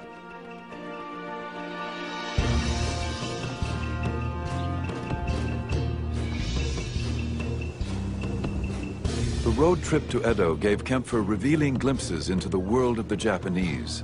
He recorded every detail of his month-long trip.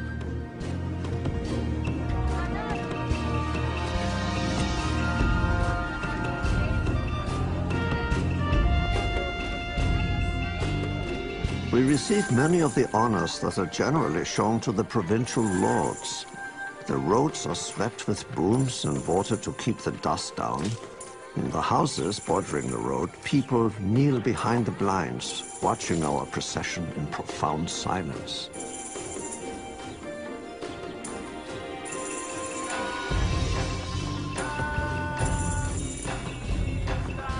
An incredible number of people daily use the highways of Japan's provinces. Indeed, at certain times of the year, they are as crowded as the streets of a populous European city. The reason for these crowds is partly that the Japanese travel more often than other people. Kempfer would write about all of the travelers, samurai and their lords called daimyo, merchants and roadside performers, Buddhist monks, and a group of young women who dressed like nuns. They cover their shorn heads with silk hoods and adorn themselves nicely. Each attaches herself to one particular traveler, starts up a rustic tune, and as long as it's to her advantage, she accompanies and amuses him for several hours.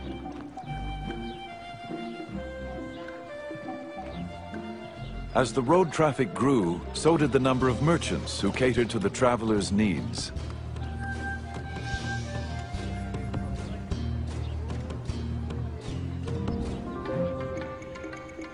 We saw many fine stalls, those of merchants and cloth dealers, medicine dealers, traders in idols, booksellers, glass blowers, pharmacists, and people crying out their wares. There are countless humble inns, roadside food stalls, sake or beer taverns, cake and sweet stalls along our road. Outside tables also have a variety of biscuits of different colors and shapes on display.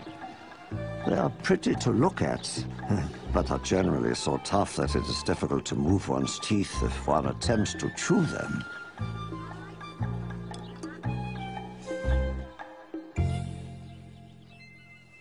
Tradesmen, once considered social parasites, were beginning to improve their position in Japanese society.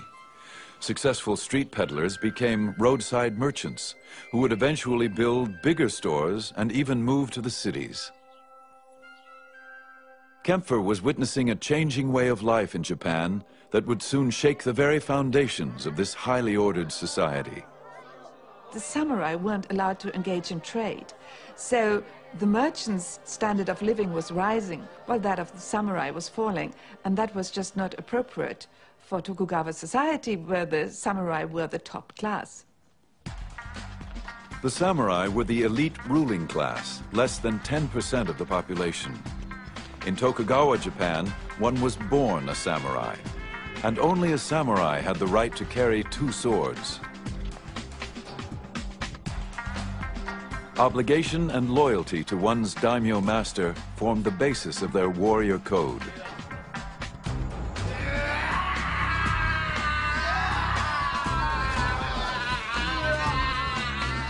But now, in an era of peace, the once privileged samurai faced an uncertain future. There were no wars to fight, and many daimyo found it difficult to keep a full army on staff. While higher-level samurai could find work as civil servants, other samurai were not allowed to work in occupations considered beneath their class.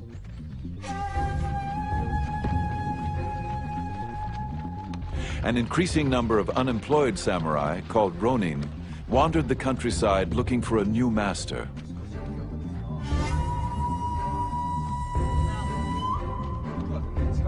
The search for new opportunities led many to the cities. And there was no more rapidly growing city than Edo, later to be known as Tokyo. Edo was the capital of the Tokugawa shogunate and Dr. Kempfer's destination. Here he would finally come face to face with the shogun, the most powerful person in Japan.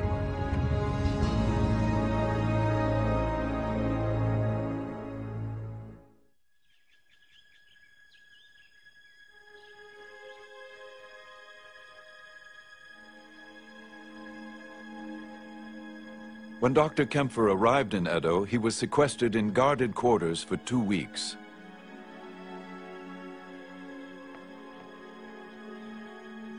Finally, he was summoned to appear at the castle of the 5th shogun, Tokugawa Tsunayoshi.